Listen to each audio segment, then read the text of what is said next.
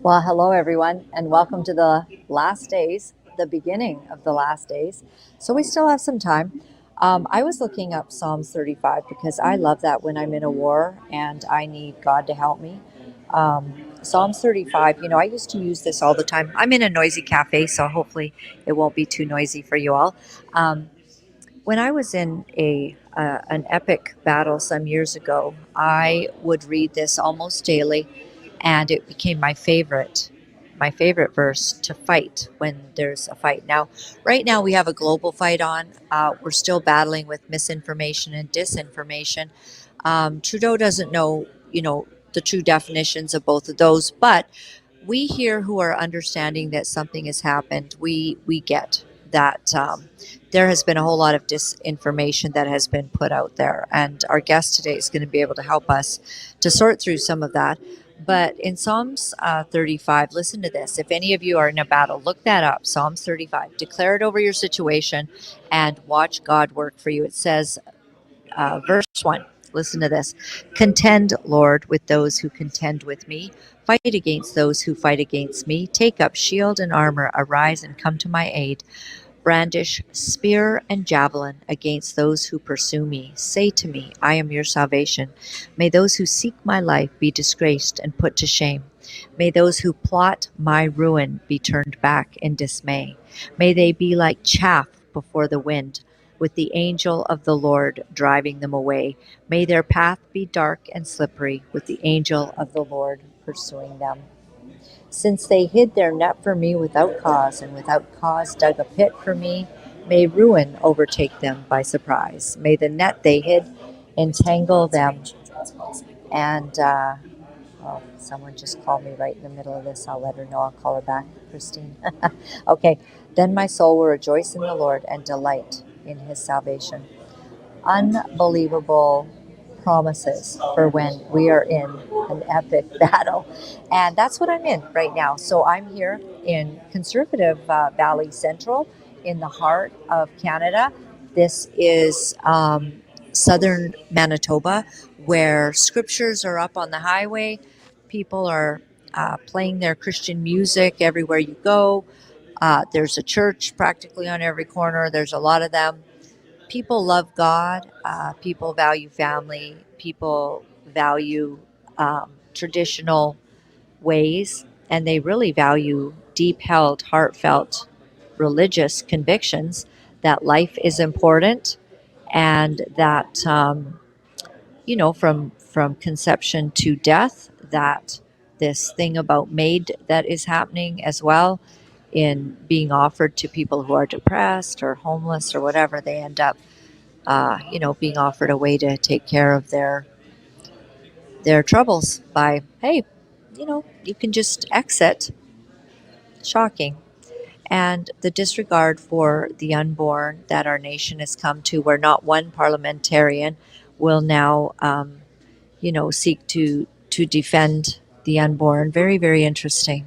So we have some bad times happening in our nation, and there's an epic battle. And you should know about this, everybody, because it's one riding. It's a by-election. There's 4 by-elections. And Maxime Bernier is now in southern Manitoba, and he is standing up for those principles. And people are showing up to stand with him. And it's actually happening. It's going to be a good showing. I don't know if he wins tomorrow. I pray he does. But it's going to be a good showing because the people of Manitoba have appreciated that there has been somebody who has paratrooped into this area to fight for them and to fight for the godly heritage that they believe in. So the one thing that we're finding is that it's hard to get information out. It's hard to share information. So we're doing our best in the interwebs, getting the news out. We've always got the papers, slandering and whatnot here and there, but we've had some pretty fair coverage, though. And so I pray that people do see that stuff. And Maxime Bernier has been the only political leader willing to stand against this transgender assault on our nation, with little kids being told that they can switch, change it up, change their gender, and he's been able to stand very strongly against that, and that's made quite a difference. And so we've got one guy standing there. Now I want to show you a little clip from his opponent, and this guy is Brandon Leslie, and he was asked an interesting question last night. One thing he was asked, which I thought was fantastic, we don't have a clip of it, maybe we'll get that, but he was asked, if you're really pro-life, because now he's coming out that he's all pro-life, except we heard from someone who knows his family and says he's not pro-life. And yeah, whatevs. I guess he's pro-life today, because everybody in this riding values that. But one person asked him, if you're truly pro-life, why are you running for the Conservative Party of Canada, who now has declared openly they're not interested at all in appeasing the conservative voters, the social conservative voters. They won't even try to appease you. They will simply, say that they're not dealing with that issue at all. So take a look at Brandon Leslie when he was asked a sort of interesting question. Take a look. Real short one, a follow-up question. I think you answered the question logically when the question was asked, if you can define what a woman is. Does it trouble you knowing the fact that the Conservative leader cannot answer that question? Has he been asked? Yeah. Okay, final question. This is going around a lot in the U.S. A lot of people aren't able to answer it, apparently. And can you, in 3 or 4 words, define what a woman is? I mean, you have to ask. You might want to get yourself a dictionary or. I'm just curious to hear your definition in 2 or 3 words, 3 or 4 words. I'm sorry, we just have a huge lineup still. So Can you define a woman? Yeah, I haven't. I don't know. I haven't seen him be asked that. Yeah, I mean, to me, it's pretty simple.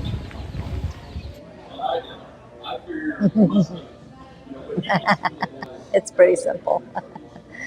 I think ultimately he said, I thought he said something about someone who can give birth. Well, I had this conversation too with Maxime, who can very well describe what a woman is. I mean, it's not only just the XX, but the fact that you can give birth. But, they're working really hard to get men that can kind of have some sort of womb and then plant a seed in there and also give birth. So it's not the best answer at all that necessarily that women can give birth, because they're going to say pretty soon, yeah, well, I'm a transgender woman and now I have a womb and whatever.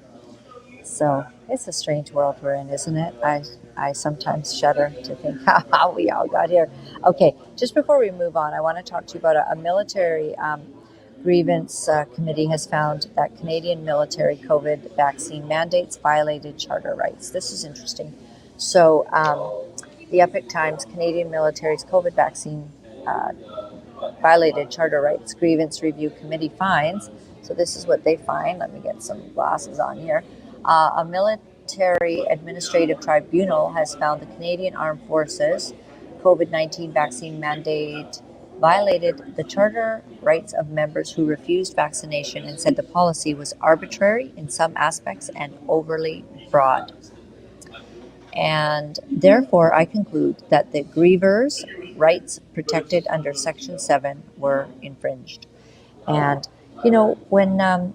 so we're going to have to let a whole bunch of people go so that we can tell the truth on our platform.